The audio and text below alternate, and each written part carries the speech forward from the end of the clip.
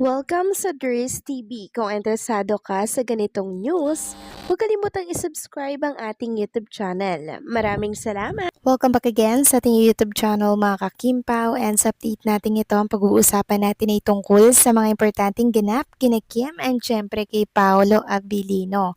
So magkasama po sila ata today mga kakimpaw, no?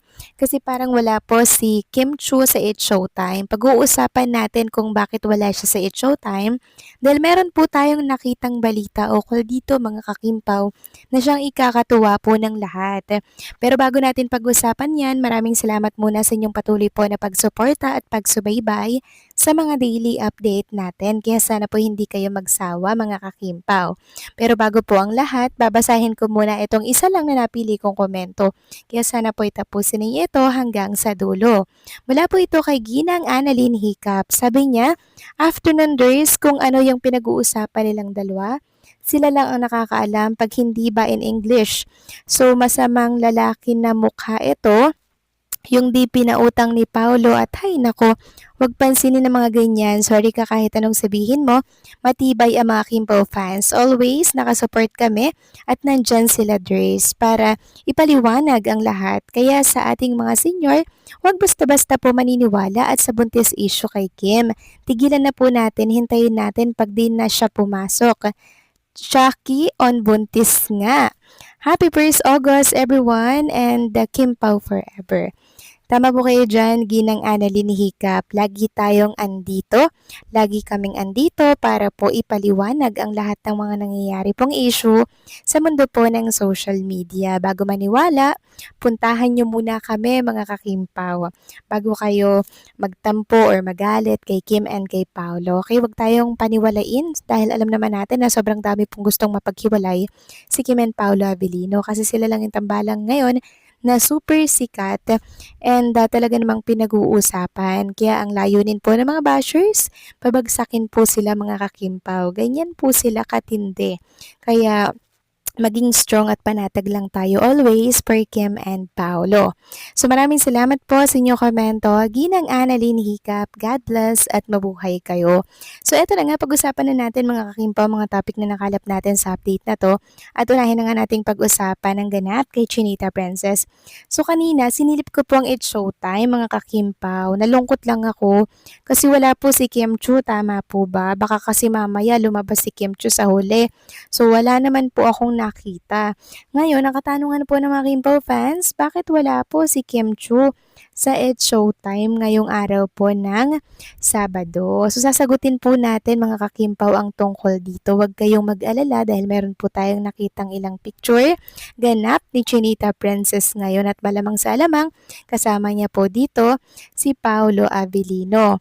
So, kanina may Instagram story po si Ate Hides na kung saan pinapakita nga po yung vanity po dito na kung saan ipinagme-makeup pa ni Chinita Princess mga kakimpo. Kasama po ni Kim Chu ang kanyang glam team, panibagong shooting na naman ata to or photoshoot ata mga kakimpaw ganyan.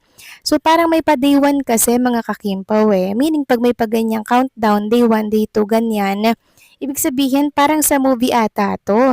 Hindi kaya sinisimulan na po nila yung kanilang movie para po sa big screen Metro Manila Film Festival kasi parang kailangan daw po tapos na yung kalahati po ng movie. Then tsaka po i-review yon ng Metro Manila Film Festival kung papasa daw po yung entry, 'di ba? So baka ito 'yon mga kakimpaw. Shooting day 1 from Mama Jet po ito ha, with direct Dan Villegas. So may director, meaning movie nga po ito with direct Dan Villegas, isa po sa mahuhusay na director and dream talaga po ni Eric Jan Salot mga kakimpaw na gawan nga po ni itong director na to. Yun yata yung tinutukoy niya mga kakimpaw kasi magaling nga po itong director. So may director, meaning sa movie to mga kakimpaw. So day 1 po nila ngayong araw ng Sabado. So ibig sabihin, kasama po dito si Paolo Abilino mga kakimpaw. So kaya pala wala po sa It's Showtime si Chinita Princess. Sabi nga ng isang netizen, tama pala yung sabi ni Sir Ray Pumaloy.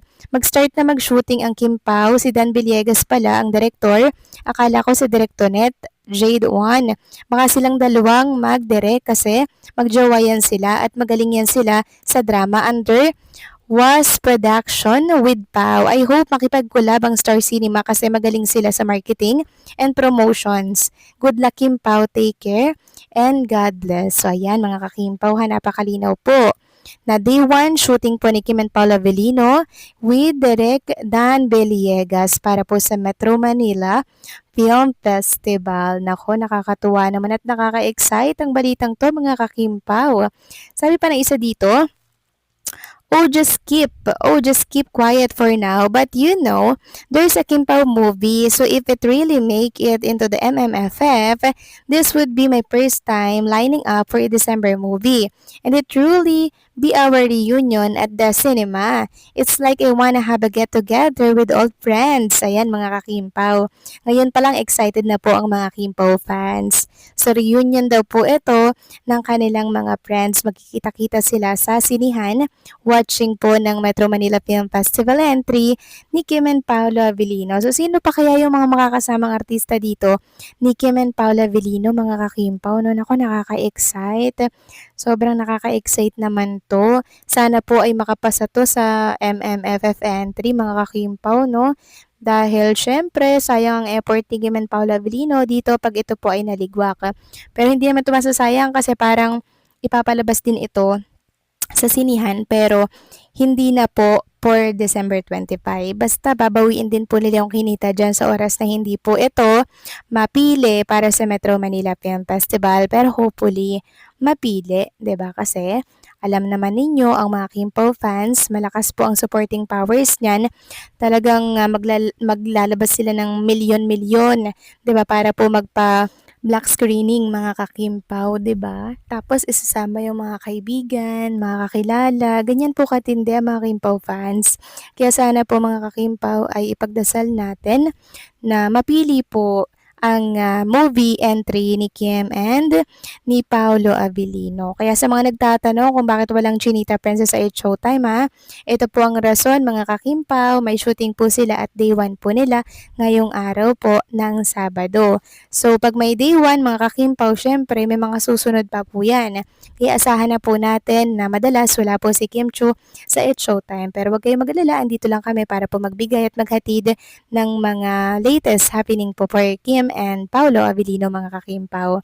Kaya wag kayong magsasawang sumuporta at makinig sa aming mga update mga kakimpaw, okay? Pero una, ipag-pray muna natin na makapasa sa yung entry po ni Kim and Paolo sa Metro Manila Film Festival dahil for sure ay maganda po ang kwentong ito. So paano mga kakimpaw, hanggang dito na lamang po ang update natin at maraming salamat po sa inyong patuloy na pagsuporta.